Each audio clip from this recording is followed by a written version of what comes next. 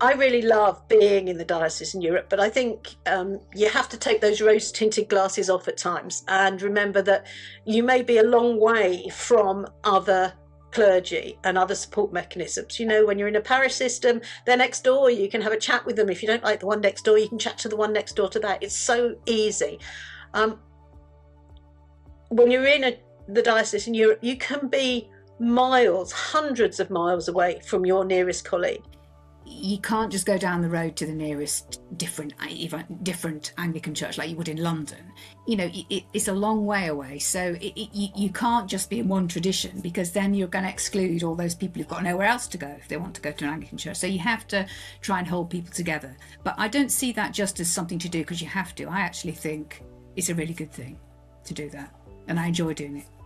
You know, sometimes God can work in strange ways and you can find yourself sort of out of your comfort zone in some things, but then other things I feel very at home with. So yeah, so obviously languages, I think you do have to be adaptable, yeah, and be able to get on with people of many different kind of backgrounds and traditions. I think that I would also say, you know, if you're very, very tied to a particular tradition, you know, you're very, whatever it is, Anglo-Catholic or evangelical, whatever, that's more difficult, because I just don't, there's not many places where you could just stick to that and make it all in that mould, where you can do that in the UK. But it's not really fair here, because it excludes people who are not from that tradition. We worship in the morning in a restaurant on the west side of the island, which is absolutely beautiful. It overlooks Old Harbour, and the owner there allows us to worship, and we just move the space into a suitable worshipping space. And we meet there. And in the evening, we meet in the Catholic Church in Coraleco, which is, you know, a few miles from where we are. And they allow us to use the building for worship there. So, you know, we don't have the responsibility of buildings. We share buildings with other people. I would recommend working in the Diocese of Europe to anybody, but I must be honest about the drawbacks. It's hard. It's frequently hard. There are challenges. Your own personal situation might not be right with spouse or children or jobs in different places. I don't know. But if you're able to do it, it's wonderful and challenging. I think it's being called to the diocese in Europe.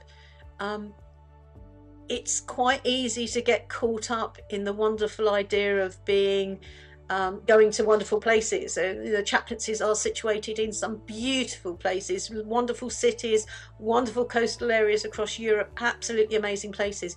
And if you're not careful, you can get caught up in that without understanding that there are some downsides to it, and being prepared for that.